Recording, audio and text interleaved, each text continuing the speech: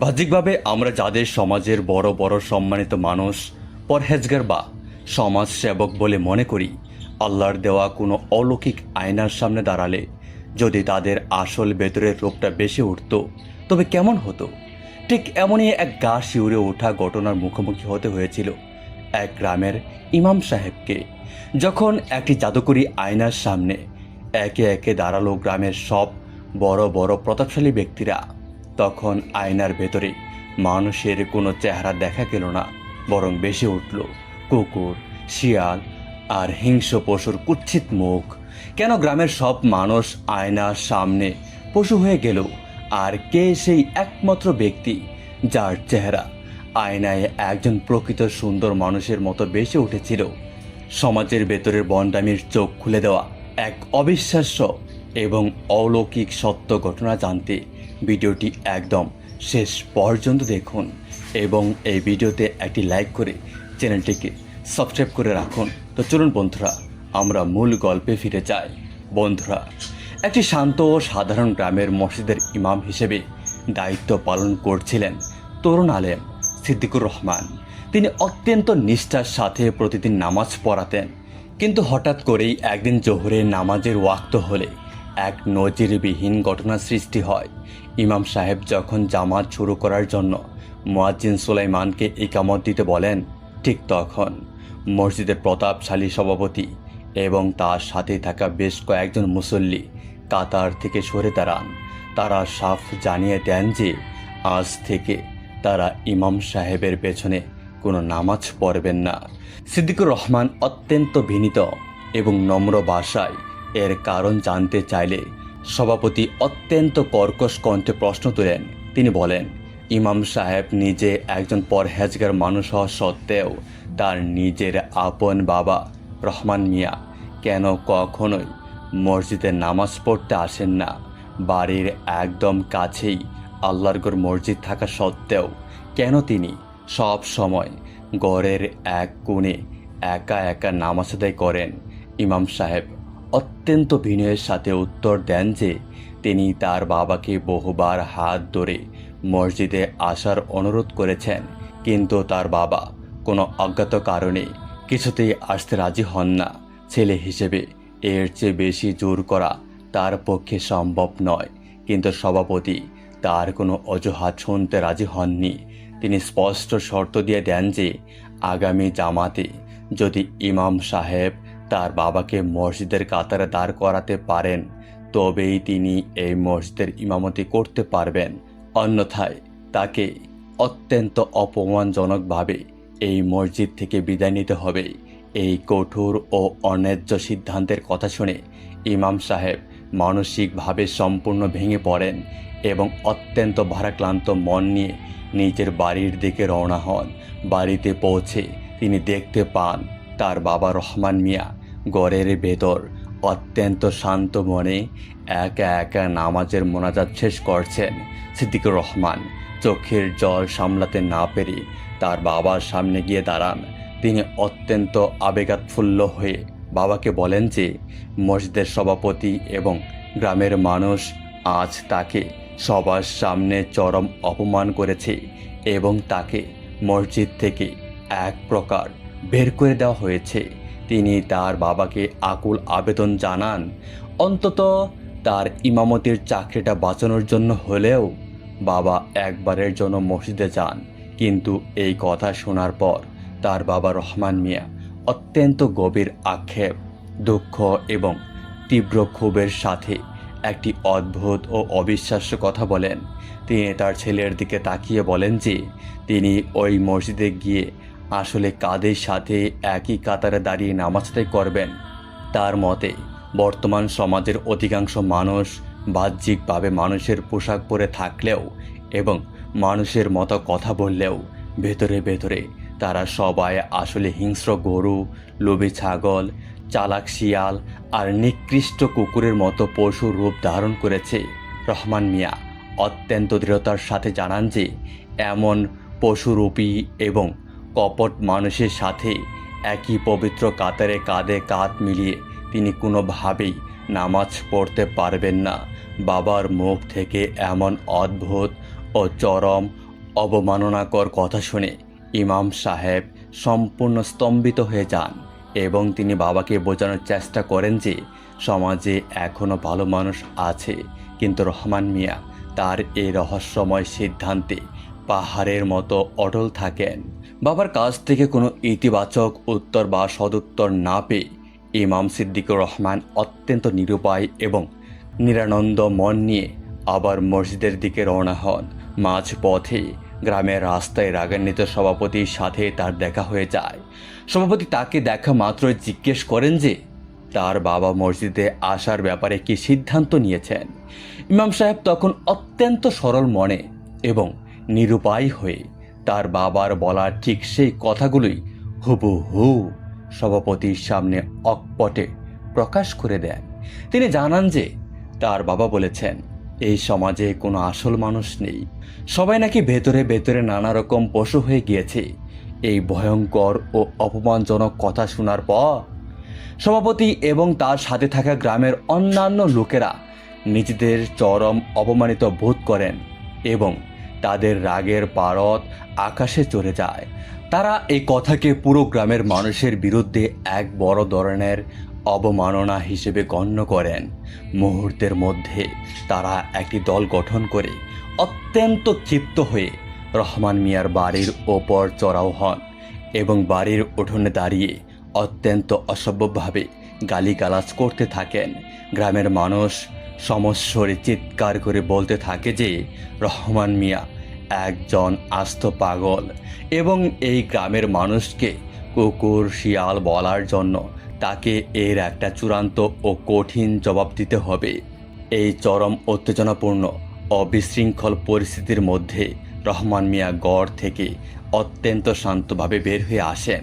তার মুখে কোনো ভয়ের চিহ্ন ছিল না। তিনি সবার সামনে দাঁড়িয়ে এক অবিশ্বাস্য ও অলৌকিক ঘোষণা দেন। তিনি গ্রামের মানুষকে চ্যালেঞ্জ করে বলেন যে আগামী শুক্রবার ঠিক জুমার ওয়াক্তের আগে তিনি এই পৃথিবী ছেড়ে মারা যাবেন। আর যদি তার এই ভবিষ্যৎবাণী সত্যি হয় তবে এই পশুরূপী গ্রামের কোনো মানুষ যেন ভুলেও তার জানাজার নামাজে শরিক না হয় বা তার লাশ স্পর্শ না করে। রহমান মিয়ার এই কথা শুনে সবাই তাকে আরও বড় মাপের উম্মাদ এবং ভণ্ড বলে উপহাস করতে থাকে। তখন মসজিদের সভাপতি একটি কঠিন পাল্টা শর্ত ছুড়ে দেন।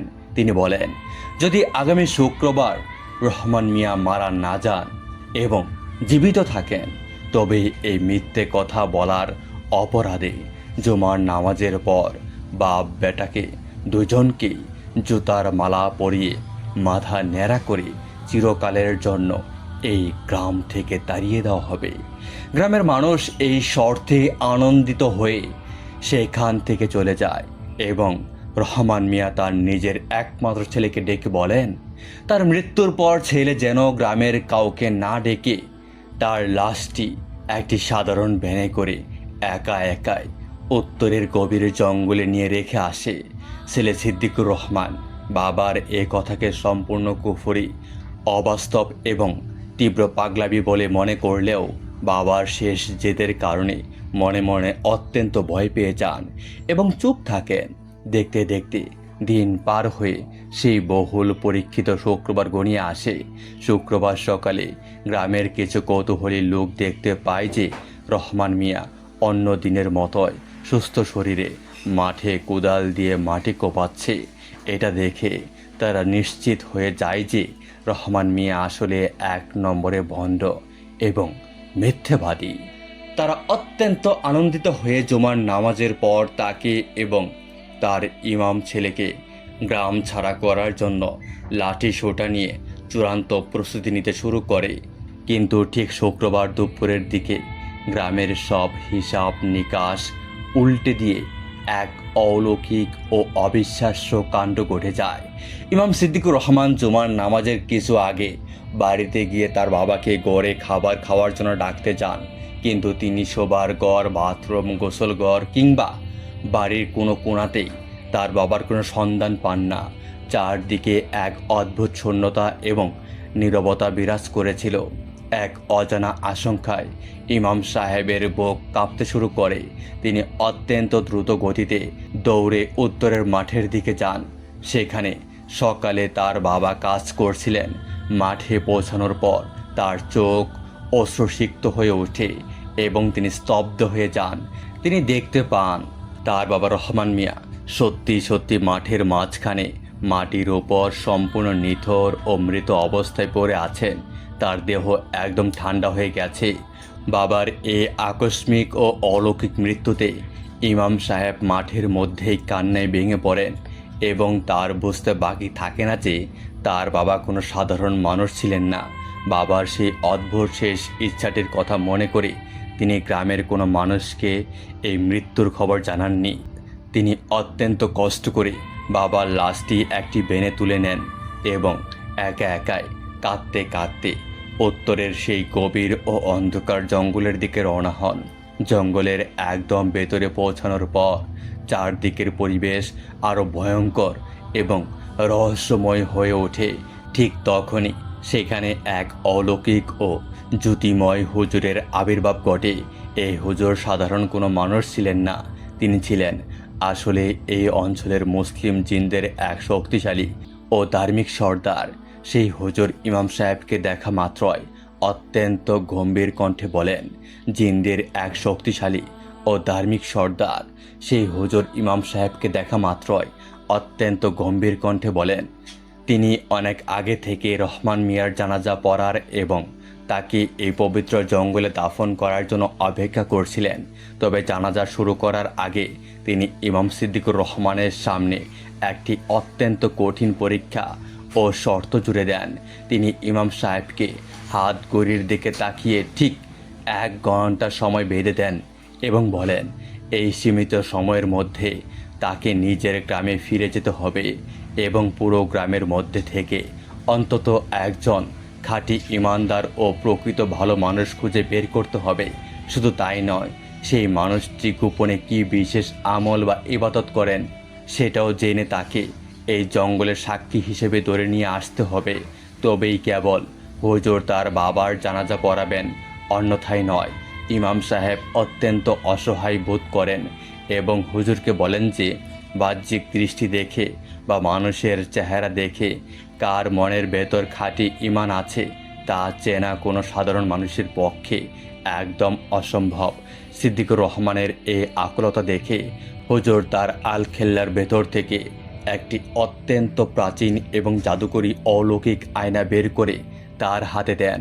হুজুর এই আয়নার এক অদ্ভুত রহস্যময় বৈশিষ্ট্য ব্যাখ্যা দিয়ে বলেন যে এই আয়নাটি যার চোখের সামনে ধরা হবে সে যদি আল্লাহর দরবারে একজন খাঁটি ইমানদার মানুষ হয় তবে এই আয়নার ভেতরে তার আসল মানব রূপ বা সুন্দর চেহারা দেখা যাবে। কিন্তু সেই মানুষটি যদি মুনাফিক, পাপিষ্ট বা লোক দেখানো ধার্মিক হয় তবে এই আয়নার পর্দায় তার আসল ভেতরের রূপ অর্থাৎ কোনো নিকৃষ্ট বন্য জন্তু বা কুকুরের কুৎসিত চেহারা বেশি উঠবে। ইমাম সাহেব অত্যন্ত বিস্ময় এবং ভয় নিয়ে সেই জাদুকরী আয়নাটি হাতে নেন এবং বাবার লাশ জঙ্গলে রেখে দ্রুত গতিতে গ্রামের দিকে ছুটে যান। গ্রামে ফিরে এসে ইমাম সিদ্দিকুর রহমান দেখতে পান যে সভাপতি এবং গ্রামের এক বিশাল জনতা লাঠি সোঁটা নিয়ে তার বাড়ির সামনে জুমার নামাজের পর তাদের অপমান করার জন্য অপেক্ষা করছে।